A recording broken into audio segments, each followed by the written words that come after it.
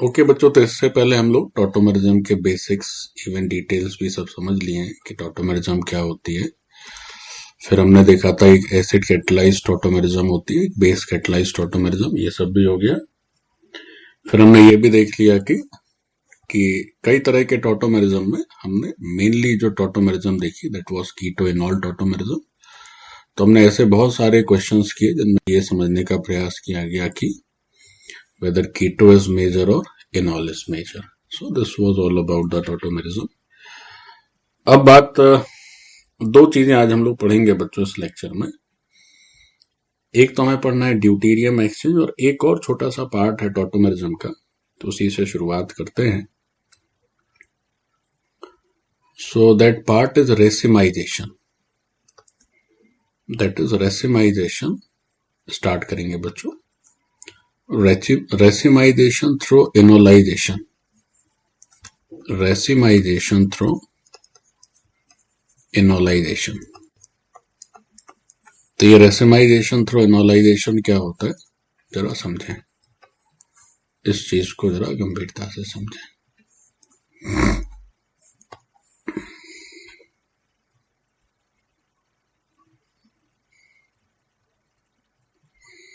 जैसे एक एग्जांपल से समझते हैं तो बात समझ में आएगी ठीक से। जैसे बच्चों एक हम बात करते हैं कीटो की, है ना। सो दिस इज कीटो। अब कीटो के रिस्पेक्ट में ये जो अल्फा कार्बन है, ये जो अल्फा कार्बन है ये कायरल है। कैसा है? ये कायरल है। और उस अल्फा कार्बन के ऊपर एक H भी प्रेजेंट है। तो अगर इस अल्फा कार्बन के ऊपर एक H प्रेजेंट है यानी अल्फा H है, तो अल्फा H के होने से हमें ये कीटो कन्वर्ट हो जाएगा इनॉल में। So we will have PHC CH3 double O और CH और OH। अब ये कीटो से इनॉल का ट्रांसफर एसिडिक भी हो सकता है या फिर ये बेस भी हो सकता है। H2O OH माइनस भी लिखा जा सकता है। कीटो से इनॉल बन गया। अब इसमें रेसिमाइजेशन की बात क्या है बच्चे? जो रेसिमाइजेशन शब्द है this has come from the racemic mixture, है ना। ये बहुत इंपॉर्टेंट है इसको समझना। तो होता क्या है कि जब ये बन गया, ये कीटो हो गया, ये सामने इनॉल हो गया,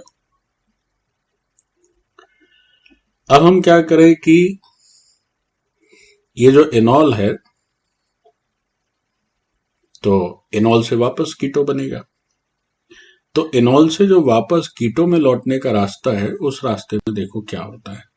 तो यहां पर लिखा है रेसिमाइजेशन थ्रू इनोलाइजेशन, मतलब first of all इनॉल will be formed और इनॉल बनने के चलते रेसिमाइजेशन होगा। तो इनॉल जैसे बन गया, अभी जो पीछे कह रहा है यानी वापस से कीटो में जो लौटने का रास्ता है, तो कीटो में कैसे लौटता है? तो ये जब कीटो में लौटना रहेगा तो क्या करेगा कि ये जो H लगा हुआ है, इस बच्चों O के साथ ये जो H लगा हुआ है, ये OH ये हो गया, ठीक। अच्छा, तो होगा क्या कि ये इधर आएगा, ये इधर आ जाएगा और ये जो है H प्लस के फॉर्म में निकल जाएगा। तो ये H प्लस के फॉर्म में निकल गया, तो हमारे पास अगर गौर से देखें तो C के ऊपर माइनस आ गया, ये CH3 है और ये मैंने गलती कर दी, यहां सिंगल बॉन्ड ही रहेगा और सिंगल बॉन्ड के साथ साथ क्या हो जाएगा, CHO हो जाएगा ये। अच्छा, अब अगले स्टेप में क्या होगा बच्चों की ये H प्लस अटैक करेगा। तो ये जो H प्लस है जो यहां से निकला, उसको अल्टीमेटली क्या करना है, उस H को अल्टीमेटली यहां जाके बैठ जाना है। यहां जाके बैठ जाना है। तो ये जो C माइनस है यहां पर ये H जाके फिट हो जाएगा।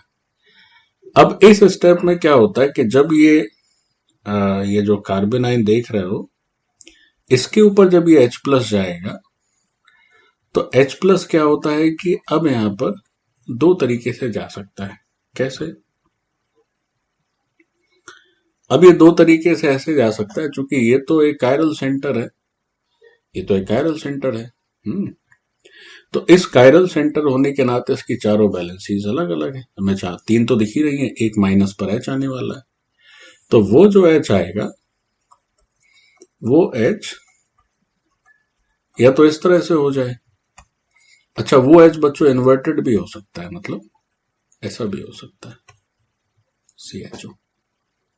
तो इस कायरल कार्बन के रिस्पेक्ट में ये दोनों बैलेंसीज अपना पोजीशन इंटरचेंज कर रही है, मतलब अगर एक डी है तो दूसरा क्या है एल है, या एक आर है तो दूसरा क्या है एस। तो इसके चलते क्या हो गया कि अब हमें जो प्रोडक्ट मिल रहा है, जो वापस से कीटो मिल रहा है, वो कीटो क्या है, अब वो कीटो हमारा हो गया रेसिमिक मिक्सचर। यही है रेसिमाइजेशन थ्रू इनोलाइजेशन। मतलब अगर हमारा एक कीटो है, जैसे इसको समझो जरा गौर से, जैसे आपसे कहा जाए कि ये एक ऑप्टिकली प्योर एल्डिहाइड है। ऑप्टिकली प्योर एल्डिहाइड का अर्थ ये हुआ कि ये तो एक ही आइसोमर है ना, ये दूसरा तो उसका है नहीं, तो ये क्या है, this is optically pure aldehyde.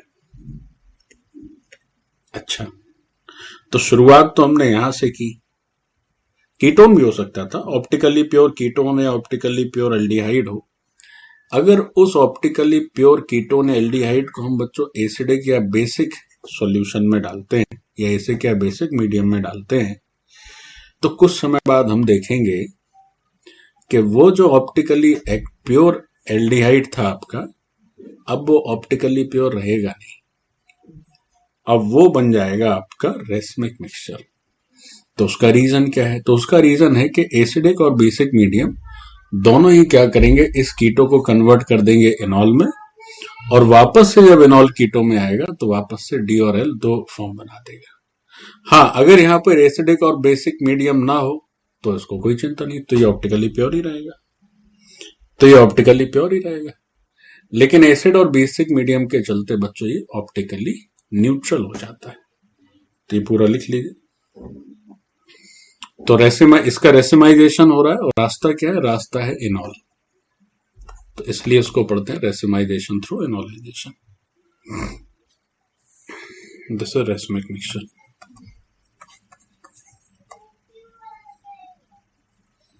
हो गया बच्चों?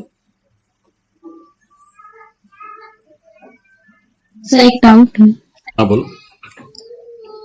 सर हम लोग जो कीटो एनॉल टॉटोमेरिज्म पर है, उसमें कीटो सिर्फ कीटोन के लिए आया है या फिर एल्डिहाइड भी हो सकता है वहां पर? कोई भी कार्बोनिल कार्बन। यस। तो केवल कीटो के लिए नहीं है। अब बस अगर यहां पर भी CH3 है और यहां पर भी CH है तो दोनों तरफ से इनॉल बन सकता नहीं, तो एक ही तरफ से बनेगा, बस इतनी बात। जैसे अब इस C डबल O के राइट साइड तो कुछ नहीं है ना, तो इस तरफ से इनॉल नहीं बनेगा, लेफ्ट से ही बनेगा। रफ कर दें बच्चों, done.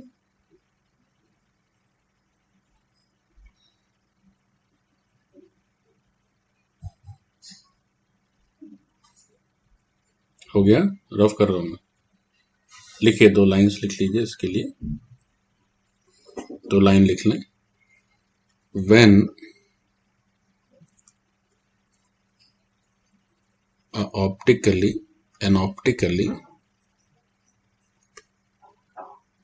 pure aldehyde or ketone is kept in acidic oblique basic medium, in acidic oblique basic medium, comma, after some time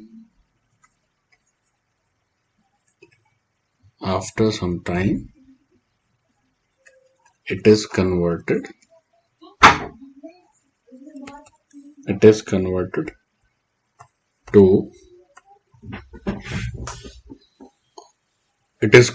into an optically inactive racemic mixture. This is racemization through enolization. मतलब बच्चों ये इसका internal arrangement है, इसके लिए कोई अलग से कुछ नहीं चाहिए, बस मीडियम होना चाहिए एसिडिक या बेसिक, ये अपने आप रेसमाइज हो जाएगा। ऐसे ऐसे पूछते हैं, जैसे मान लीजिए कोई कीटो दे दिया तो पूछेंगे बताओ ये जो कीटो है ये रेसिमाइज होगा कि नहीं होगा एसिडिक या बेसिक मीडियम में। तो इस क्वेश्चन का मतलब क्या है? इस क्वेश्चन का सिंपल मतलब है कि जिसका एनॉल पॉसिबल है वो रेसिमाइज होगा और जिसका एनॉल पॉसिबल नहीं है वो रेसिमाइज नहीं होगा, बस इतनी सी बात है। जैसे क्वेश्चन करके देखते हैं।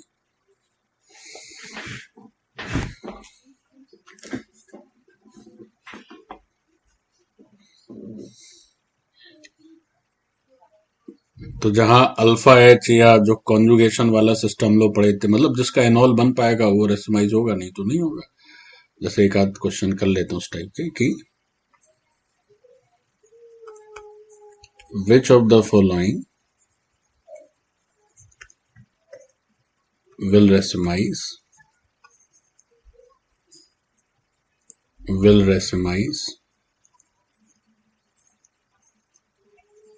in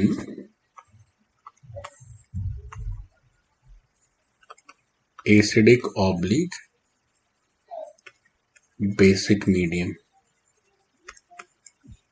तो इसका सॉल्यूशन हम क्या लिखेंगे? जैसे क्वेश्चन तो लिखना है, जैसे ए पार्ट है मान लीजिए, सो से pH CET COO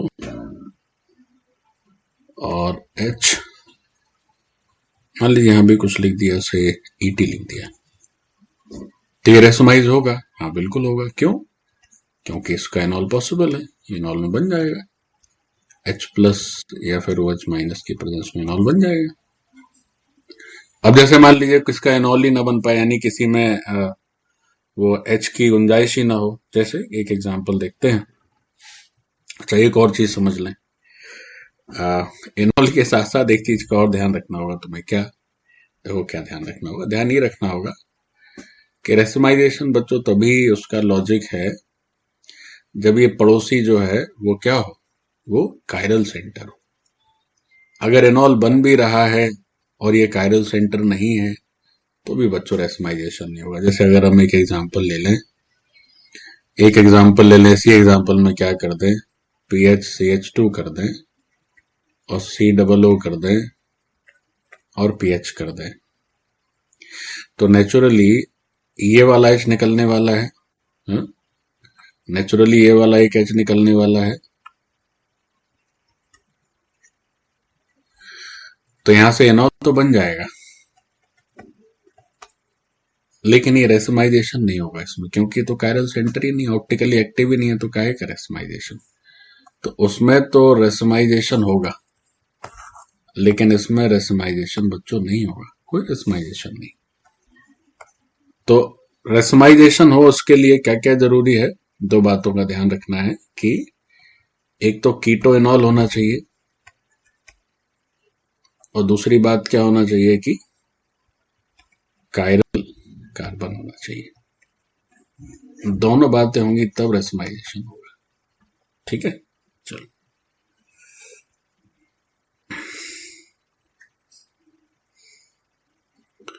कंप्लीट। आगे बढ़ जाएं बच्चों।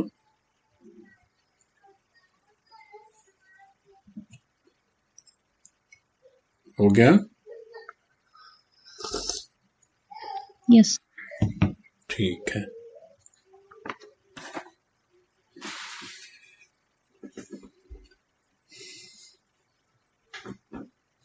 अब ड्यूटेरियम एक्सचेंज पर आ जाते हैं।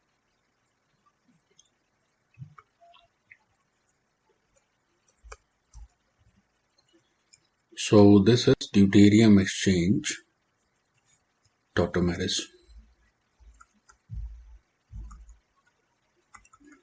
This is deuterium exchange tautomeres. क्या होता है जरा समझे ड्यूटेरियम एक्सचेंज tautomeres?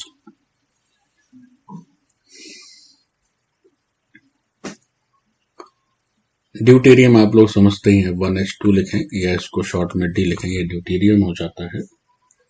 अभी जो ड्यूटेरियम एक्सचेंज टॉटोमेरिज्म है वो क्या होती है, जैसे एक बहुत ही सिंपल बेसिक एग्जांपल से शुरू करते हैं। तो ये क्या है बच्चों, एक कीटो है। तो कीटो से एनॉल में कन्वर्ट करना है तो हमने सीखा है कि either there must be a basic medium और there must be a acidic medium. लेकिन अब जो मीडियम है वो H2O H+ ना लिख के अपन लिखते हैं D2O D+, या आप ऐसे भी लिख सकते हैं, आप एसिडिक मीडियम की जगह बेसिक मीडियम भी यूज कर सकते हैं, OD- लिखते हैं OH- की जगह। तो क्या होगा, तो जो इनॉल बनेगा वो इनॉल कौन सा बनेगा, इनॉल ये बन जाएगा, देखो कैसे, जैसे क्या होगा, मान लीजिए ये OD- है आपका बेस। तो ये जो OD- बेस है, ये बेस क्या करेगा, इसके H+ को ले जाएगा। तो जब ये ले गया तो CH2- हो गया बच्चों, CO हो गया और PH हो गया। अब क्या हुआ, अब ये बात हुई, तो इसके चलते CH2 डबल बॉन्ड CO- और PH हो गया। अब ये जो D2 है, अच्छा इसके साथ साथ HOD बन गया, इसका H, इसका O, इसका D। अब ये जो एक्सेप्ट करेगा, तो अब ये D+ को एक्सेप्ट करेगा। तो जब D+ को एक्सेप्ट करेगा तो COD बना देगा और PH, है ना। तो जो इनॉल आएगा वो इनॉल में अब तुम्हारा OH की जगह OD आ जाएगा। तो अभी ये ड्यूटेरियम एक्सचेंज जैसी तो कोई बात नहीं हुई, है ना। ड्यूटेरियम एक्सचेंज तो नहीं हुआ, ड्यूटेरियम एक्सचेंज कहां हुआ, अभी तो क्या हुआ कि ये सिंपल इनॉल बन गया। अब ये इनॉल जब वापस कीटो में जाएगा, ये इनॉल जब वापस से कीटो में जाएगा तो कैसे जाएगा, तो इनॉल जब वापस से कीटो में जाता है तो क्या होता है कि O के साथ जो ये D लगा हुआ है, इनॉल जब वापस से कीटो में जाएगा तो कैसे जाएगा बच्चों, जैसे ये D है तुम्हारा, तो ये हो गया, ये हो गया, और ये जो इसके पास आ जाता है। तो अब देखो ये ड्यूटेरियम एक्सचेंज हुआ।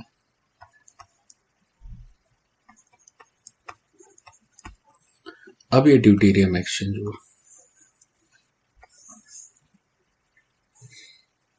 कीटो टू कीटो। लेकिन क्या हुआ कि जो अल्फा H था, यानी कि जो H हमारा यहां से निकलने वाला था OD- के चलते, वो जो है एक्सचेंज हो गया। यही ड्यूटेरियम एक्सचेंज है। क्योंकि अभी भी मान लीजिए वो एसिडिक मीडियम प्रेजेंट है, तो अगेन जैसे इतना लिख लो, ये आगे फिर मैं बताता हूं।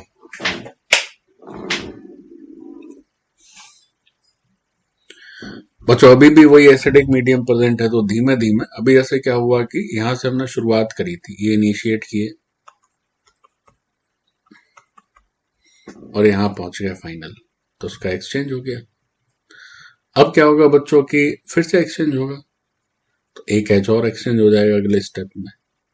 इस कीटो से इसका इनॉल बनेगा, फिर उस इनॉल से वापस कीटो बनेगा तो एक H और निकल जाएगा, फिर से होगा ये काम, यानी 2 बार और इनॉल टू कीटो होगा, then we will have all the H exchange by the D। तो फाइनली क्या होगा कि 2 टाइम्स फिर से कीटो से इनॉल और इनॉल से कीटो। तो हमें ऐसा होने के बाद वी विल हैव CD3। तो ये तो बहुत इजी हो गया। यही होता है बच्चों ड्यूटेरियम एक्सचेंज। अब ड्यूटेरियम एक्सचेंज में थोड़ा सा और इसको और थोड़ा समझने की जरूरत है। ऐसे क्वेश्चन आते हैं कि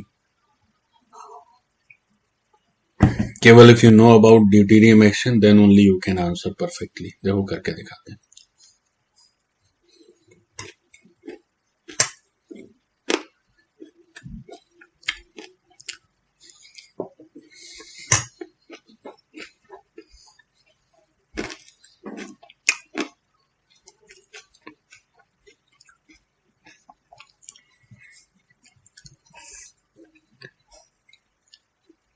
हो गया बच्चों?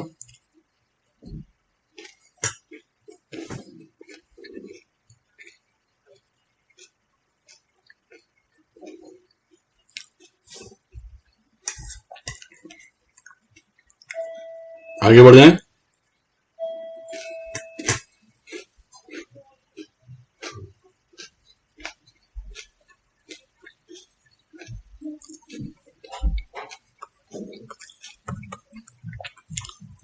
जैसे मान लीजिए ऐसा है और D2 और D प्लस है, तो क्या होगा बच्चों? CD3 COCD3 और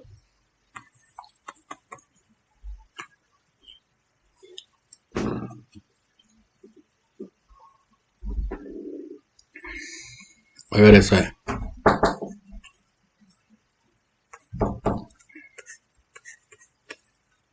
तो क्या होगा?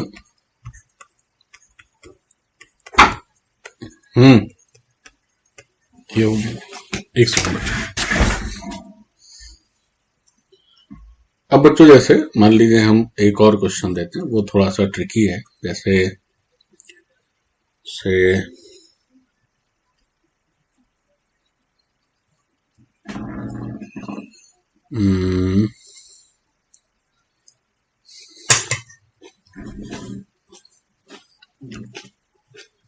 ऐसा लिखा है,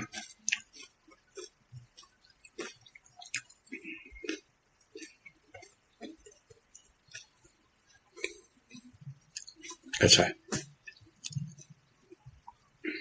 ठीक। और ऐसा है D2 और D प्लस है। कुछ बन गया। क्वेश्चन ये पूछा जाएगा कि how many H are being replaced by D।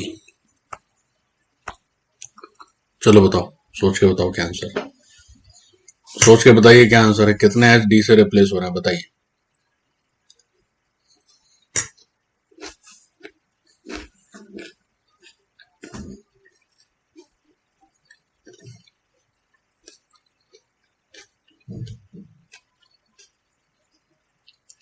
चलिए आजरा जी आप इसे स्टार्ट किया जाए। Ladies first. बताइए आजरा जी क्या आंसर होगा।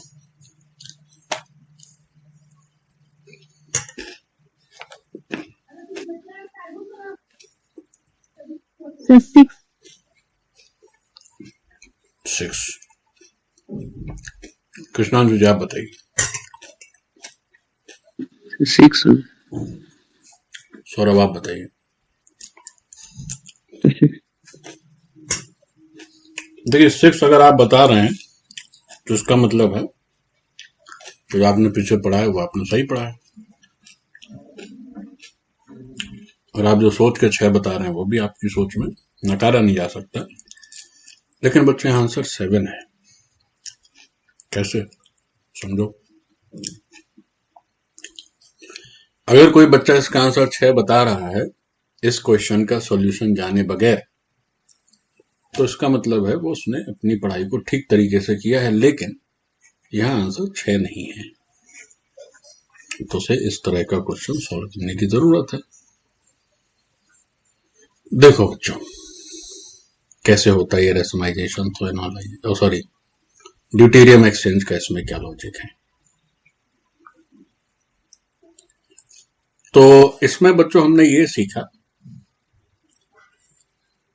तो ड्यूटेरियम एक्सचेंज जो होता है, तो जो पलट के एनॉल से जब हम कीटो में जा रहे थे तो हम देख रहे थे ड्यूटेरियम एक्सचेंज हो रहा था। तो पहले तो इससे जरा एक बार एनॉल बना लेते हैं। तो इससे कैसा एनॉल बनेगा?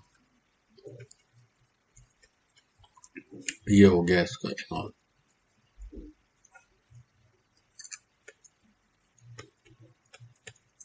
ये हो गया एनॉल। यहां से जो है वो H निकलेगा, सॉरी ये OD होगा। यहां से H निकलेगा, ऊपर माइनस आएगा और O के ऊपर क्या लग जाएगा बच्चों? D लग जाएगा। ये तो हो गया इसका एनॉल। अब बच्चों जरा गौर से समझो ध्यान से। अब इस एनॉल के बाद वापस से जब कीटो जाता है तो फिर ड्यूटेरियम एक्सचेंज होता है।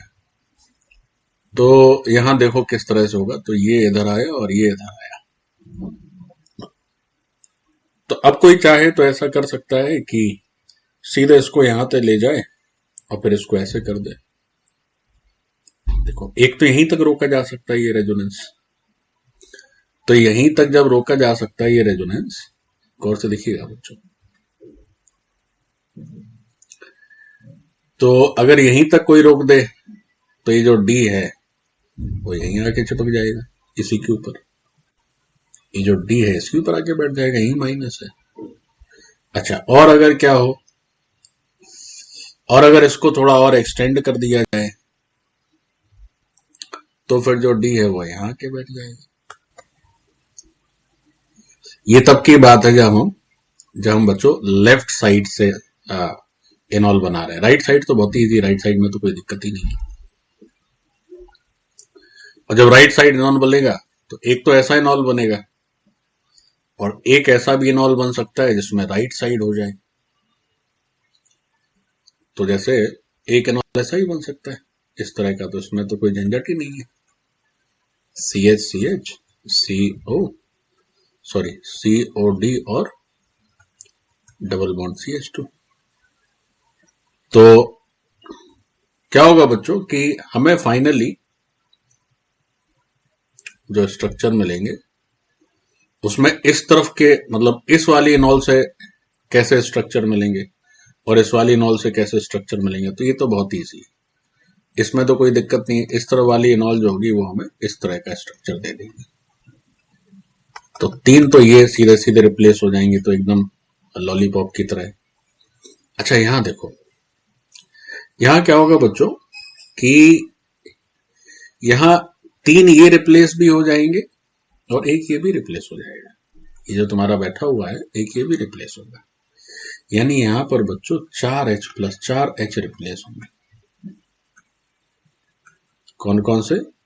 ये वाले तीन और ये वाले और ये वाला, ये वाला भी रिप्लेस। आप हम एकदम ध्यान रखिए कैसे आप सोचेंगे, और भी बड़ा हो सकता है। तो आप ऐसे सोचें, इनॉल बनने के बाद देखें कि कहां कहां नेगेटिव आ सकता है। जहां जहां नेगेटिव आ सकता है वहां वहां डी लग सकता है। जहां जहां नेगेटिव आ सकता है वहां वहां डी लग सकता है। बस हो गया।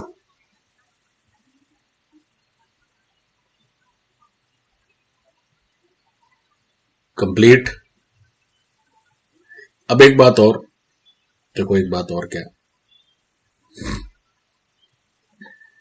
बात जरा ये समझने की है कि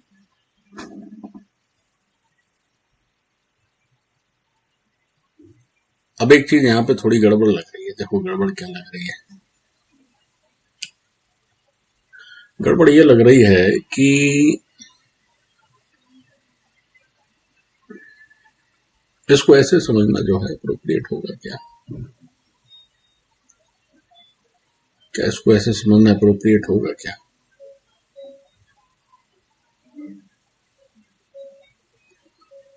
यहां पर अगर ये डी आ गया बच्चों तो ये H तो निकल नहीं रहा है ना, फिर तो ये तो चिपक जाएगा ये तो कैसे होगा फिर? कुछ बताने में मेरे कमी आ रही है। एक सेकंड, थोड़ा सोचने दो मुझे।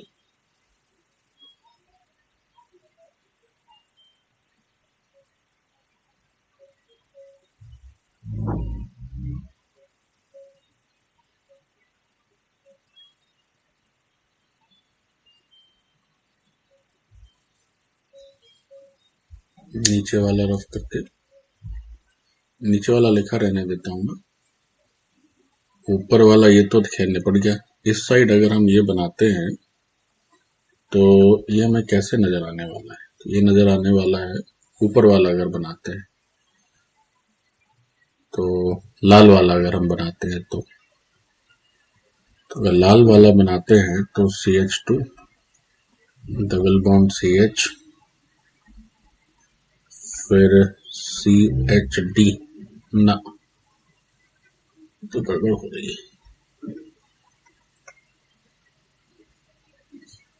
हाँ नहीं, ठीक तो है, ठीक तो है, ठीक तो है। जैसे ये बन गया, अब अगले स्टेप में क्या होगा, अगले स्टेप में क्या होगा बच्चों, अगले स्टेप में ये एनॉल तैयार हो जाएगा।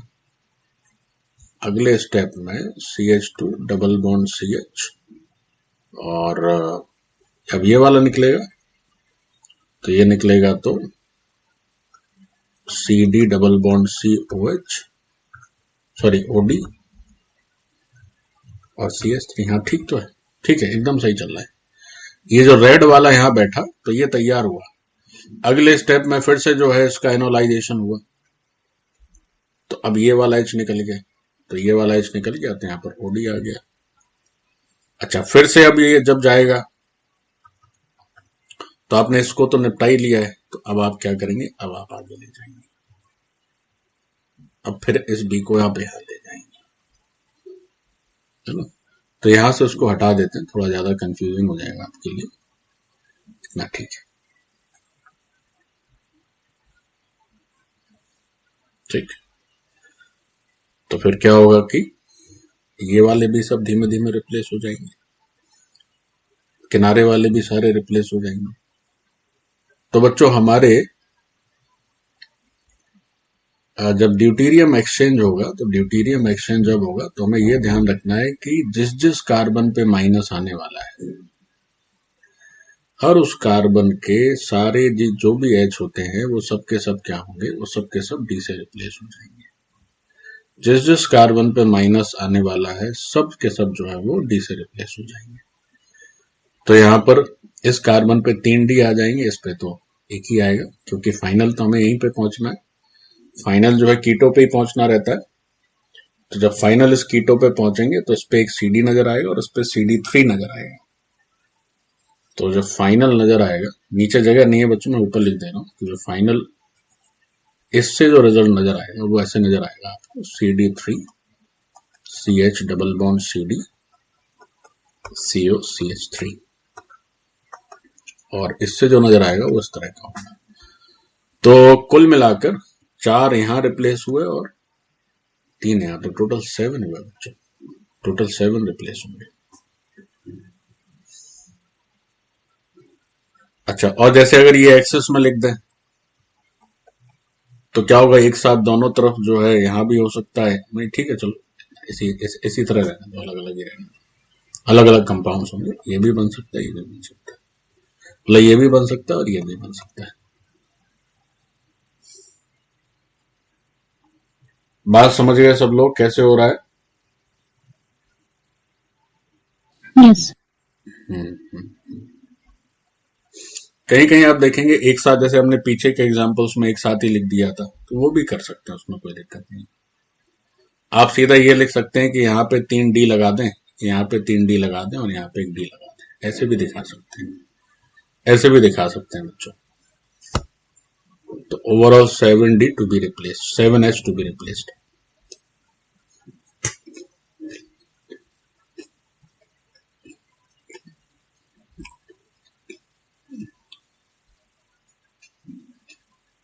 इसको कोई ऐसे भी सोच सकता है, देखो ये एक्सेस में है, ये एक्सेस में है,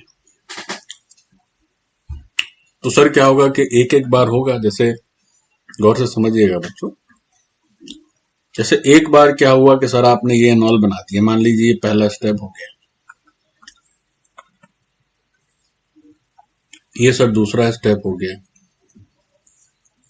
ये तीसरा स्टेप हो गया, ऐसे करते करते पहले एक तरफ के सारे H जो है वो अलग हो जाएं, उसके बाद भी तो सर D2 और D प्लस रहेगा, फिर दूसरे तरफ के H अलग हो जाए तो उसको अलग से प्रोडक्ट लिखने की क्या जरूरत है, ये भी थोड़ा परफेक्ट है, तो हम लोग बच्चों अलग से ना लिखें, है ना। एक एक करके धीमे धीमे कीटो इनॉल और ड्यूटेरियम एक्सचेंज तब तक चलता रहेगा जब तक सब एक्सचेंज ना हो जाए। जब तक सारे एक्सचेंज ना हो जाए तो उसको ऐसे भी कह सकते हैं। या आप क्या करें, पहले इनको एक्सचेंज करा लें फिर इसका नंबर लगाएं, ऐसा भी हो सकता है। धीमे धीमे सब एक्सचेंज हो जाएंगे जो एक्सचेंज होने लायक होंगे, तो फाइनल ये तुम्हारा फाइनल प्रोडक्ट बन जाएगा।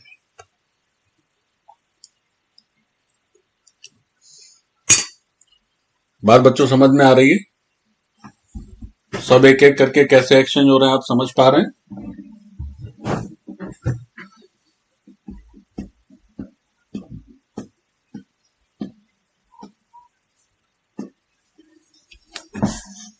आगे बढ़े।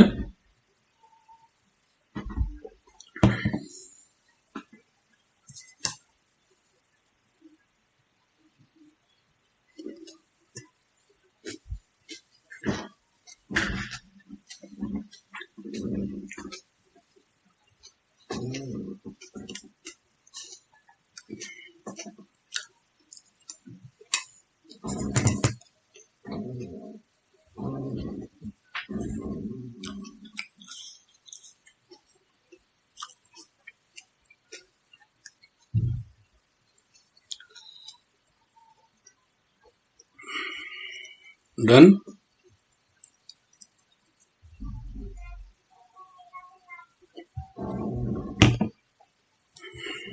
एक और देते हैं बच्चों, इसको गड़बड़ नहीं करेंगे, आपको सोच समझ के सही जवाब दीजिएगा। से CH3 CH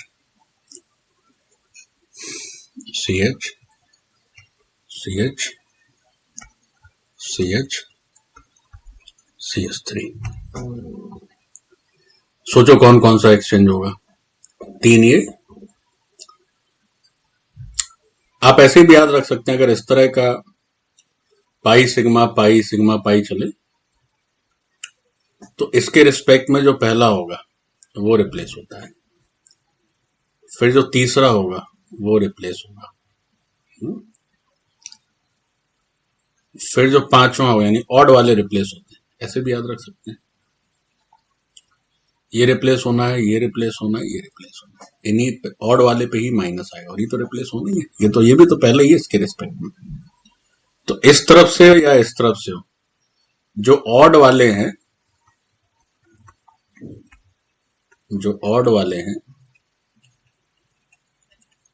दोनों तरफ, वो रिप्लेस हो जाएंगे।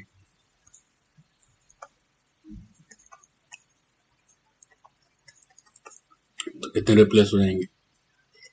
3 1 1 3 3 3 6 2 8। यानी जो फाइनल प्रोडक्ट आएगा, sorry D2O D plus excess, वो आ जाएगा बच्चों CD3। अच्छा, इसका फोटो नहीं चेंज होगा, ध्यान रहे इस बात का, फोटो चेंज नहीं होना है, यूं हो जाएगा।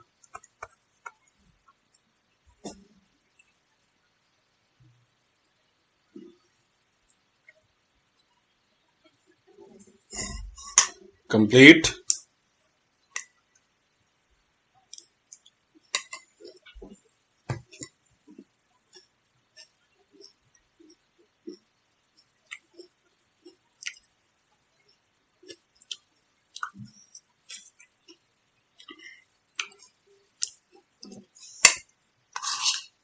डन।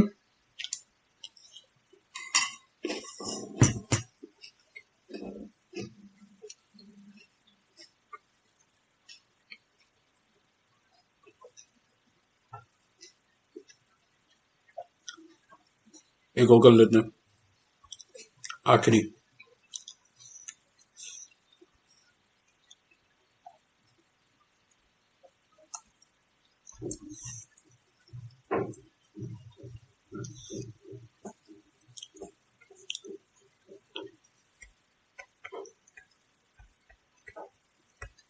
क्या होगा? अब देखो, इसके रिस्पेक्ट में, कार्बोनिल के रिस्पेक्ट में पाई सिग्मा इस तरह से चल रहा है ना, तो क्या सीखे हम लोग, ऑड वाले हो जाएंगे, यानी कि ये पहला, दूसरा, तीसरा, ये हो जाएंगे बस। क्या रिजल्ट आएगा? रिजल्ट ही आएगा।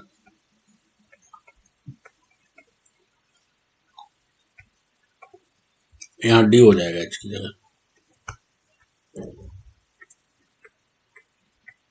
ये हो जाएगा आंसर।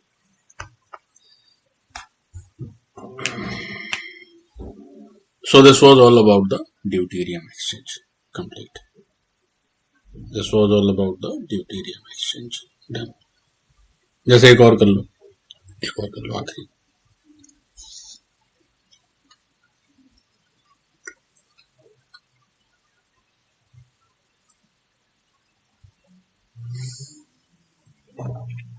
जैसे पूछा गया कि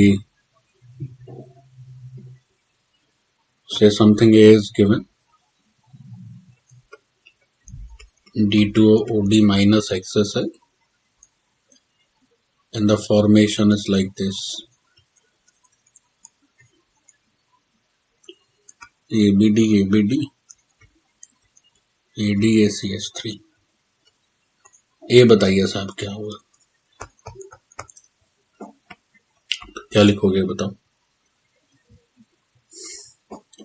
तो देख के समझ ही जाओगे कि तो हम लोग पढ़े हैं, हम लोग को पढ़ाए सही। तो ड्यूटेरियम एक्सचेंज है, तो ड्यूटेरियम एक्सचेंज में क्या ध्यान रखना है? CH3 तो कहीं जाने वाला है नहीं, तो ड्यूटेरियम एक्सचेंज हुआ मतलब ये हो गया, बस ये हो गया। थोड़ा फोटो इसका गंदा बन गया, ठीक बना, ऐसा बनेगा आंसर।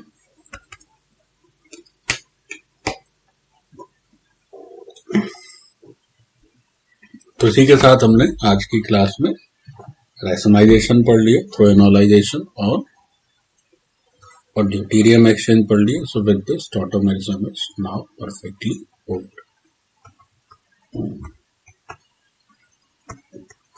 डन।